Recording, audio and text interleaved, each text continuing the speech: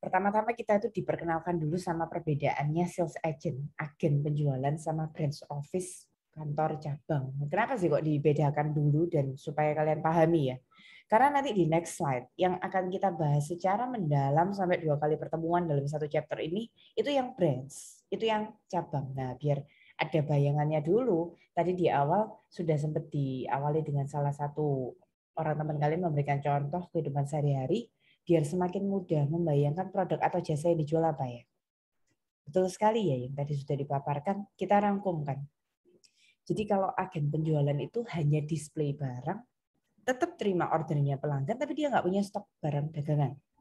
Terus kalau dibilang ada kegiatan akuntansi pencatatan seperti apa, hanya kas kecil aja diterima keluar buat pengeluaran kecil-kecil sehari-hari selama dia mendisplay itu tadi apa. Nah, kalau yang seperti ini, agen itu bukan entitas akuntansi yang terpisah dari kantor, katakanlah dari kantor aslinya, dari brand aslinya itu.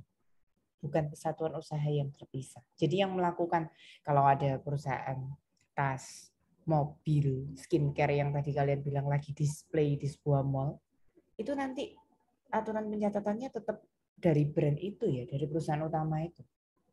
Nah, sekarang kita bahas lebih dalam yang brands. Bayangkan kalau yang cabang ya. Cabang itu berhak melakukan penjualan ke pelanggan. Dia ACC kreditnya pelanggan boleh. Jadi mau beli tunai, beli kredit, dia ACC. Nah, dia punya stok sendiri, teman-teman. Jadi dia dapat kiriman barang dari kantor pusat, cabang kota mana, kota A, kota B, kota C, itu punya stok sendiri-sendiri. Jadi kalau ada transaksi jual beli sama customer, ya dia beli dari sana. Terus ya bahkan kalau kita lanjutkan secara lebih mendalam, cabang itu boleh beli dari supplier sendiri juga. Jadi dia boleh terima barang dagangan dari kantor pusat, kalau kurang dia boleh istilahnya beli sendiri dari supplier, boleh dia. Nah, kalau yang ini diperlakukan sebagai entitas akuntansi yang terpisah, sehingga pencatatannya itu lebih detail, ada cara-caranya. Nah, yang kita kupas dalam satu chapter ini yaitu sistem pencatatan akuntansi kantor cabang. Bahasa Inggrisnya branch office. Biar semakin mantap perbedaannya, coba sambil langsung aja nanti pakai case-case-nya ya. Ini dirangkumkan kembali. Kita kan mau bahas tentang accounting-nya, pencatatannya, akuntansinya. Jadi kalau yang agen ya nggak perlu sistem akuntansi yang lengkap karena bukan entitas terpisah, ya tetap dilakukan oleh pusat yang punya brand itu ya. Nah, yang kita akan pelajari adalah yang cabang, di mana sistem akuntansinya itu nanti terpisah. Pusat punya pembukuan sendiri, kemudian cabang punya pembukuan sendiri, sehingga setiap transaksi teman-teman akan membuat 2 kolom begitu. Jadi biar tahu dalam satu transaksi itu ngefek apa di pembukuannya pusat sama cabang sekaligus. Ya walaupun kadang ada sebuah transaksi yang ngefeknya di salah satu aja ya. Tapi tetap kalian harus pisahkan, jadi semacam ada 2 kolom, pusat sama cabang sendiri begitu. Nah, terus nantinya bagaimana? Nantinya pada akhir periode akan digabungkan. Karena bagaimanapun juga ini kan satu namanya perusahaan. Jadi kalian boleh punya cabang bahkan lebih dari satu. Misalnya mau pakai geografis, pakai nama kota gitu, cabangnya ada di Surabaya, Semarang, Bali, dan lain-lain, boleh ya. Nanti kalian pokoknya gabungkan pada akhir periode itu setiap cabang akan lapor jadi satu ke pusat. Nah, karena ada 2 pencatatan yang terpisah, berarti otomatis kan nanti ada ya ada account itu kadang-kadang tuh yang resiprokal. Resiprokal itu timbal balik. Jadi misal bagi pusat dia nyatet barangnya keluar, bagi cabang barangnya masuk. Jadi kayak ada saling keterkaitan timbal balik di sana gitu loh. Ya namanya aja 2 pencatatan yang berbeda. Jadi nanti kita lihat ya. Ada akun-akun yang harus dieliminasi, ada yang harus digabung, terus nanti ada muncul istilah unrealized profit. Nah, itu yang perlu kalian pahami. Kemudian sebelum kita mulai masuk ke jurnal. Nah, nanti yang akan membedakan itu mulai sekarang ada akun tambahan. Ada akunnya, nanti kita pakai bahasa Inggris ya. Pusat di bahasa Inggris kan home office, kemudian cabang branch. Nah, seperti ini teman-teman. Kita mulai dari contoh yang pertama. Paling awal sendiri ya tentu saja dimulai dari proses pendirian pembentukan suatu cabang gitu ya. Katakanlah ada PT ABC yang berdomisili kantor pusatnya di Jakarta, ingin mendirikan kantor cabang di Surabaya. Nah, ketika mendirikan cabang pertama kali, cabang ini dimodalin, diberi uang cash sama peralatan, begitu. Ini yang dimaksud dengan dua entitas akuntansi yang terpisah tuh ya ini. Jadi kantor pusat punya sistem pembukuannya sendiri, kantor cabang juga punya pembukuannya sendiri yang toh nanti pada akhir periode tetap harus dipersatukan. Nah, teman-teman amati di sini, kenali akun yang baru. Kantor pusat itu akan selalu mencatat branch cabang sebagai sebuah aset investasi. Sehingga saldo normalnya aset bertambah di sebelah debit. Di sini kita bisa lihat nama akunnya adalah investment in branch. Jaga-jaga kalau kalian punya branch lebih dari satu kota, ini bisa dikasih nama investment in titik-titik branch ya. Surabaya branch, Semarang branch, Bali branch, dan lain sebagainya. Terus apa tadi yang dikirimkan? Yang dikirimkan itu cash, berarti bagi kantor pusat cashnya keluar, equipment-nya keluar, cash, equipment, aset keluar berkurang di sebelah kredit. Nah, sebaliknya, kalau jadi kantor cabangnya, akuntan kantor cabang kan cash-nya masuk, equipment-nya masuk, aset bertambah di sebelah debit. Nah, cabang akan mencatat pusat dengan bahasa Inggris home office. Apa itu home office? Home office ini adalah equity atau modal. Makanya investment itu aset, normalnya debit. Home office itu modal, normalnya kredit. Sebenarnya ya, paling gampang teman-teman anggap aja kalau yang kantor pusat kan seperti menanamkan investasi ya. Makanya dia punya aset. Kalau kantor cabang kan seperti terima suntikan dana dari pemilik. Makanya ada modal di sana yang terlibat. Nah, kejadian yang rutin lagi, pasti pusat itu akan mengirimkan persediaan ke cabangnya. Di sini pusat mengirimkan persediaan ke cabangnya. Ingat ya, jika ada keterkaitan transaksi antara pusat sama cabang, pasti yang pusat nyatet cabang dengan nama akun investment in branch, cabang pasti nyatet pusat dengan nama akun home office. Itu pasti teman-teman, karena mereka saling terkait. Dan kalau kalian amati, saldonya investment in branch sama saldo home office dalam setiap transaksi itu logikanya pasti sama. Nah, teman-teman, saya mau tanya nih. Kalian jawab lagi, untuk mendapatkan poin plus sebutkan nama dulu seperti tadi ya. Kenapa di sini ditawarkan dua pilihan akun untuk mewakili inventory? Jadi ada yang menyebutnya sebagai shipment to Surabaya branch begitu, ada yang inventory. Kantor cabang ketika menerima kiriman barang, kiriman inventory masuk, itu juga bisa punya dua pilihan pencatatan. Shipment from home, kiriman dari pusat, atau mau dicatat langsung to the point inventory. Menurut kalian kenapa bisa muncul dua pilihan? Kenapa ada dua pilihan? Betul sekali. Karena kita bicara tentang barang dagangan. Kalau sebelumnya, kenapa kok nggak ada dua pilihan? Karena kita nggak ada hubungan sama sekali ngomong tentang barang dagangan atau inventory. Nah, tapi kalau ketika kita ngomong tentang perusahaan yang berkecimpungnya di perusahaan dagang, pokoknya setiap kalian mengalami ada disuruh membuat jurnal, ada hubungannya dengan barang dagangan atau inventory, kalian harus memilih perusahaan itu menerapkan sistem apa, perpetual atau periodik.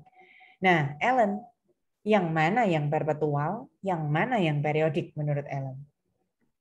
Halo Bu, yang Ya, perpetual itu inventory, kalau pinter yang sekali. periodik itu shipment to Surabaya. Tuh, teman-teman cara mengingatnya seperti ini ya. Perpetual itu selalu setiap ada barang masuk, dia catat inventory, barang keluar dia catat inventory. Jadi di perpetual itu up to date dengan keluar masuknya inventory setiap ada kejadiannya real time. Tapi kalau periodik itu mau praktis, nanti nyatet inventory kapan? Sekali saja pada akhir periode waktu bikin jurnal penutup. Sudah pernah kita bahas sebelumnya. Nah, periodik itu anti nyebutin inventory dulu sebelum akhir periode kan. Dia nggak mau ribet. Nah, terus dia kan anti nyebut inventory. Gantilah itu dengan nama kegiatannya. Nama kegiatannya apa? Yang pusat ngirim barang ke cabang, yang cabang terima kiriman barang dari pusat. Bahasa Inggrisnya seperti itu. Shipment to Surabaya branch sama shipment from home. Oke. Nah, berikutnya ini ngarah sama penjelasannya Egi ya. Betul sekali ya. Di yang perpetual, kalian nggak akan bisa membedakan inventory masuk itu inventory yang beli dari pusat atau inventory yang beli dari supplier lain. Tapi kalau di periodik bisa. Betul sekali yang Egi tadi bilang. Kalau yang dari pusat nanti namanya shipment from home. Kalau yang dia beli sendiri, ya nanti namanya beda. Di sana nanti bisa ditelusuri. Jadi berapa yang kiriman dari pusat dan berapa yang dia beli sendiri. Yang jadi stoknya dia total. Kurang lebih seperti itu ya. Kita pakai case lain lagi kalau dari PT ABC sekarang PT SYZ. Seperti yang tadi ya, kita awali dari pendirian sebuah cabang. Pusat mendirikan cabang dengan mengirimkan cash. Kantor pusatnya cash-nya keluar, kantor cabangnya cash-nya masuk, ada keterkaitan sehingga pusat mencatat investment in branch dan cabang mencatat home office.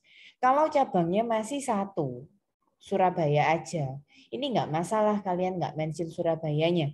Investment in branch sudah tahu pasti cabangnya di Surabaya. Tapi kalau nanti kita semakin dalam minggu depan kita bahas cabang lebih dari satu, nah itu baru kalian mention ya, cabang yang A, cabang yang B, yang C dan seterusnya. Ada pertanyaan sebelum saya lanjut? Mirip sama yang tadi ya. Oke, lanjut.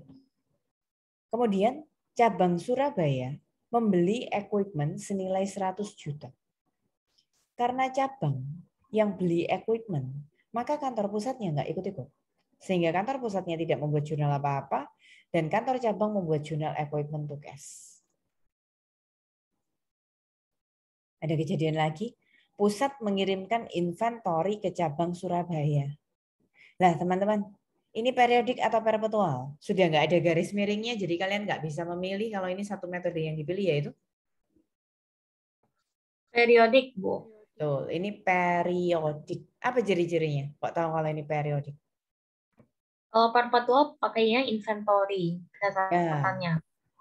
kalau ini kalian tidak menemukan kata-kata inventory ya, diganti pakai kejadiannya, shipment tadi, sehingga shipment ini adalah periodik. Nah, jadi ini adalah periodiknya. Bagi pusat, mengirimkan berarti shipment-nya keluar untuk branch, cabang terima kiriman jadi shipment-nya from home, terima dia di debit. Ada keterkaitan antara pusat sama cabang, sehingga pusat nyatet investment, cabangnya nyatet home office. Oke. Karena ini periodik, saya buka pertanyaan, siapa yang bisa jawab selain Yunika, Ellen, Egi. Teman-teman yang lain, apa jurnal perpetualnya? Untuk kantor pusat jadi apa kalau jurnalnya perpetual? Debitnya investment in Surabaya branch, kreditnya inventory. Betul, kalau kantor cabang? Shipment from home-nya diganti inventory, kreditnya tetap home office. Bagus sekali. Jadi kalau perpetual, kantor pusat inventorinya keluar di kredit, kantor cabang terima inventory, masuk di debit. Sip. Ada kegiatan lagi? Cabang Surabaya membeli inventory, nah ini loh, dari supplier luar ini. Kenapa kantor pusat no entry? Ya karena yang beli cabang Surabaya. Kantor pusatnya nggak ada pembelian. Nah, kantor cabangnya, karena tadi teman-teman memilih periodik harus konsisten ya. Yang ada di PowerPoint ini, yang teman-teman lihat ini tadi periodik. Harus konsisten, jadi jurnal pembelian periodik. Purchase to cash. Oke, pertanyaan lagi. Bagaimana kalau kantor cabangnya menerapkan perpetual? Jurnalnya berubah menjadi? Kalau yang kantor cabang, debitnya itu inventory, kreditnya tetap cash. Ya. Gitu, Bu. Catat ya, itu kalau perpetual. Oke, ini ke plus. Berikutnya lagi. Cabang Surabaya menjual inventory ke customer luar dengan harga 300 juta tunai. Karena yang lagi jualan hanya cabang, kantor pusatnya nggak ngapa-ngapain, maka dia tidak buat jurnal, no entry. Kemudian kantor cabangnya, ini sudah nggak seru ya. Di sini sudah saya tuliskan perbedaannya. Kalau periodik, teman-teman membuat jurnal cash to sales revenue. Sebentar. Nanti dipikirnya kalau yang perpetual nggak ada revenue-nya. Ada, sama. Jadi kalau periodik cash to sales revenue saja, kalau perpetual cash to sales revenue buat lagi COGS to inventory. Nah, Nika mumpung nyambung. Ini loh COGS. Ini loh harga pokok penjualan. Jadi dipisahkan ya, nggak boleh bahasa Inggrisnya dicampur aduk. Jadi kalau periodik, perusahaan itu hanya nyatet harga jualnya. Tapi kalau perpetual, selain harga jual, dia akan mencatat harga pokok. Hanya saja di sini memang mintanya PowerPoint ini periodik ya, sehingga kita tidak ada informasi tentang harga pokok. Oke, ada pertanyaan kah sampai di sini? Cabang mengirimkan kembali barang dagangan atau inventorinya ke pusat.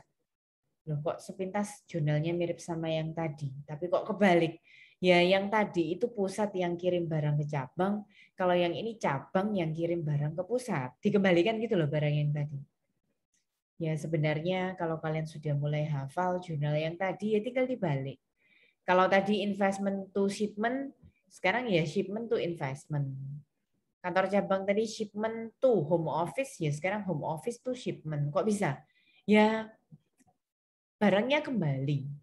Berarti bagi kantor cabang barangnya keluar, bagi kantor pusat barangnya masuk. Bagi kantor cabang shipmentnya dikredit, kan mewakili barang ya shipment itu. Kalau bagi kantor pusat terima kiriman barang masuk, ya berarti shipmentnya di debit.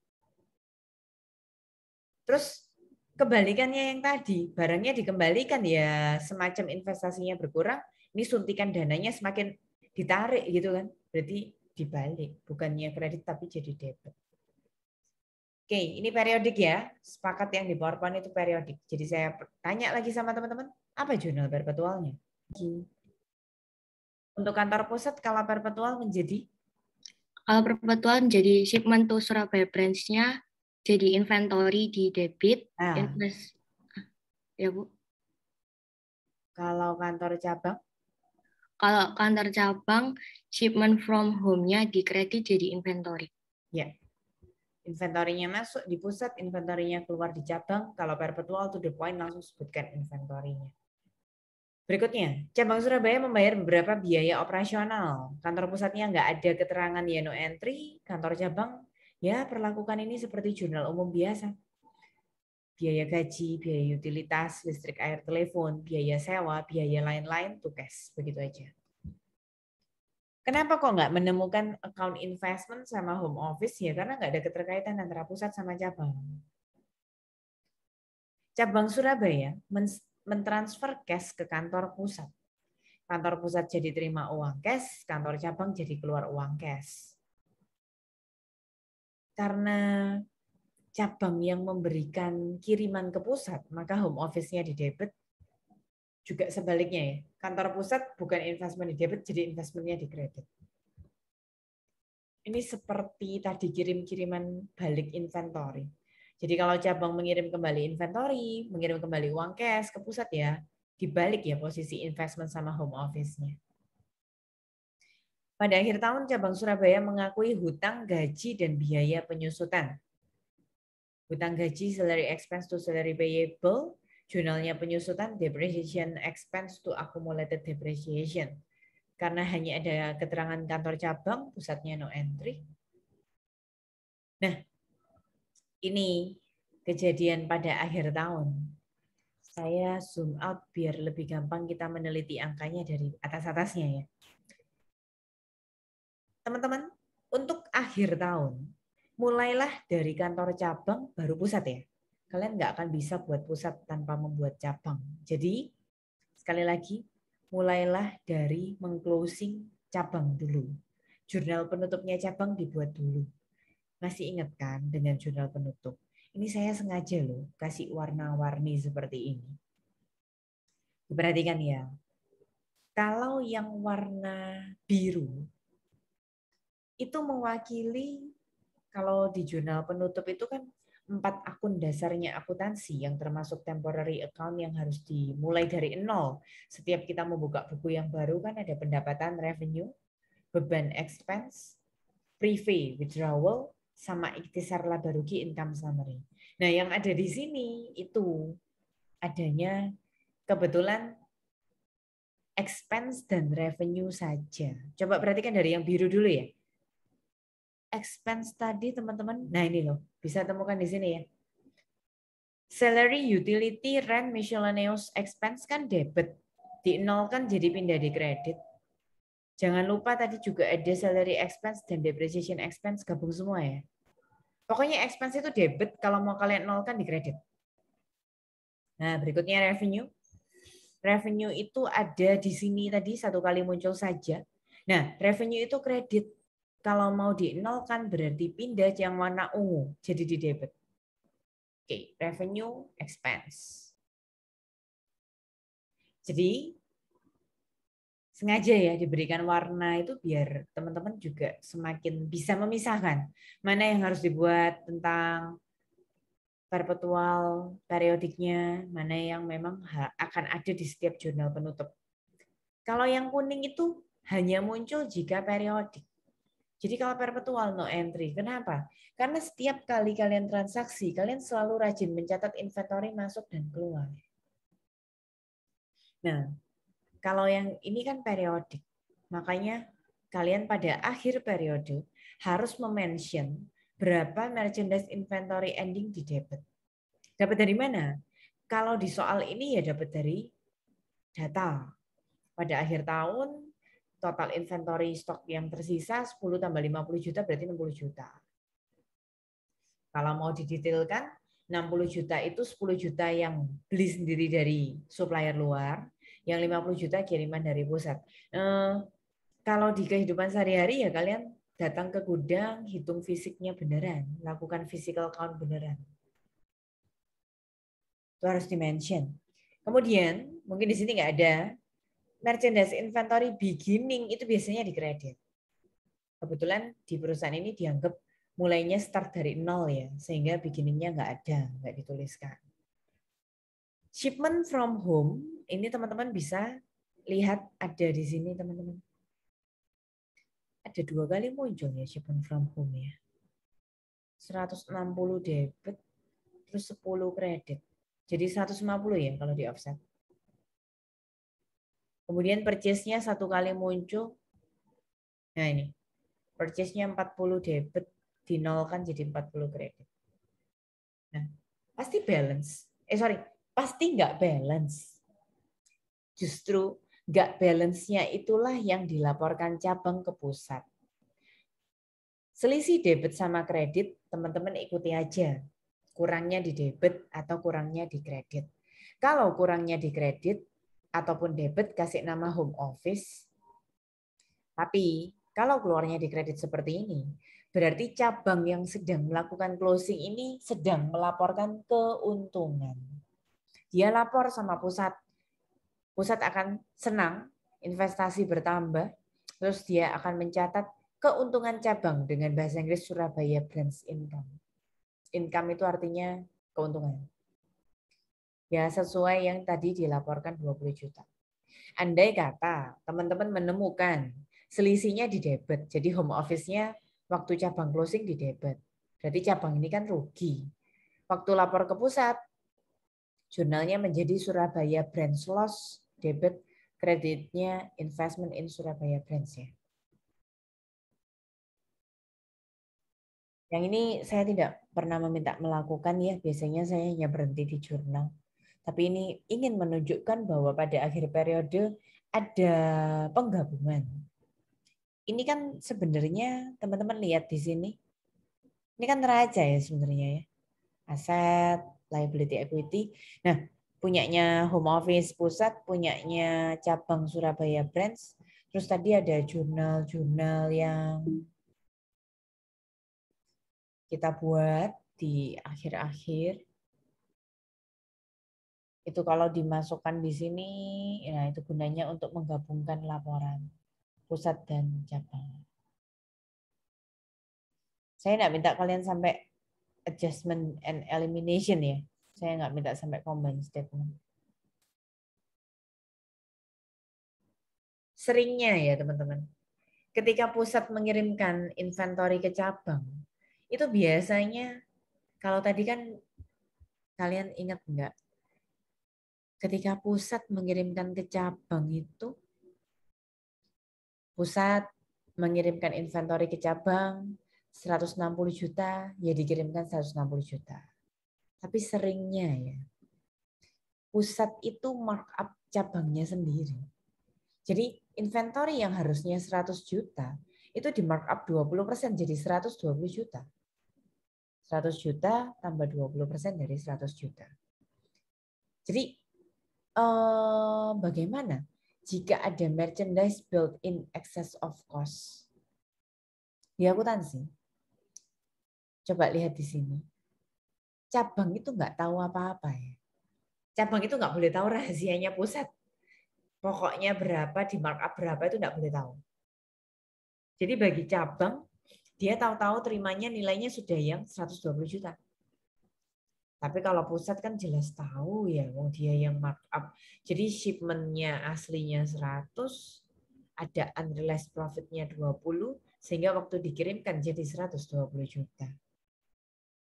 Nah, di akuntansi, profit yang semacam ini itu profit yang tidak sah. Karena pusat ngambil keuntungan dari cabang, pusat dan cabang itu sebenarnya satu nama perusahaan yang sama. Tidak boleh diakui keuntungannya. Keuntungan ini harus disebut sebagai unrealized dulu. Kapan realized? Ketika cabang berhasil menjualnya ke external customer, ke customer luar. Ketika ada kejadian seperti ini, nanti waktu kalian membuat jurnal penutup, selain membuat yang tadi, perhatikan, tadi revenue dikredit sehingga dinolkan di debit. Expense di debit, dinolkan di kredit. Yang kuning itu muncul gara-gara perusahaannya menganut sistem periodik. Kalau perpetual yang kuning nggak ada sama sekali. Di sini dijelaskan, endingnya langsung dari soal ya, diketahui 12 juta. Beginningnya mestinya di kredit, tapi kebetulan startnya dari nol, nggak ada. Shipment from home diketahui 120 debit, jadi di kredit. Purchase-nya nggak diketahui, andai kata ada, tinggal purchase kan pasti debit, tinggal di kredit berapa. Nah, selisih terakhirnya kalian ikuti saja. Home office bisa di debit, bisa di kredit. Kalau di kredit itu mencerminkan keuntungan cabang, sehingga pusat akan senang, investasi bertambah, terus ada branch income di situ. Senilai yang dilaporkan closingnya cabang tadi 22, ya pusatnya nyatet 22. Nah, ini kan tadi jurnal dasar ya. Yang saya bilang, setiap peristiwa pusat dan cabang ini pasti harus kalian buat, teman-teman. Tapi yang warna hijau itu tambahan barusan karena adanya markup pusat atas persediaan yang dikirimkan ke cabang. Kalian harus bertanggung jawab nih. Lapor. Pusat, kan tadi ada kiriman 20 juta. Itu harus dilihat. Dari 20 juta itu, yang sudah realize, tadi namanya masih unrealized, boleh menjadi realize beneran jadi branch income. Nah, yang boleh realize itu yang persediaannya benar-benar laku ke orang luar. Bagaimana cara menghitungnya? Kalau kita lihat di sini, harga pokoknya 100 juta, markup-nya 20%, jadi 120 juta. Cara ngitung markup harga setelah yang lebih mahal, dikurangi harga pokok, dibagi harga pokok ya. Jadi profitnya 20 juta per 100 juta alias 20%. Harus diketahui informasi ending inventory di cabang yang berasal dari kirimannya pusat. Di sini diketahui ending inventory yang di cabang yang berasal dari kirimannya pusat itu 12 juta. Nah, kalau bagi cabang nilai itu 12 juta, Maka bagi pusat harga pokoknya berapa? Siapa yang secara matematis bisa menemukan ini?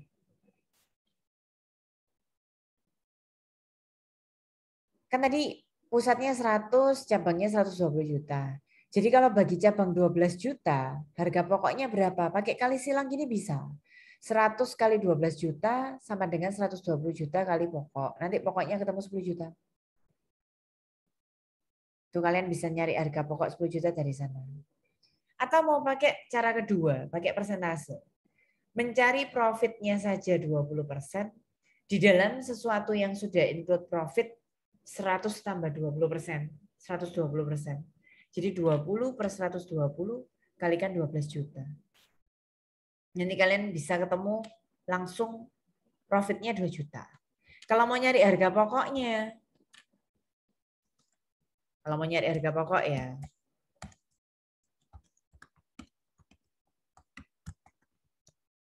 ya berarti 100 utuh per 120 kali 12 juta. Nanti kalian ketemu tuh. Yang pokoknya 10 juta itu kalian bisa ketemu.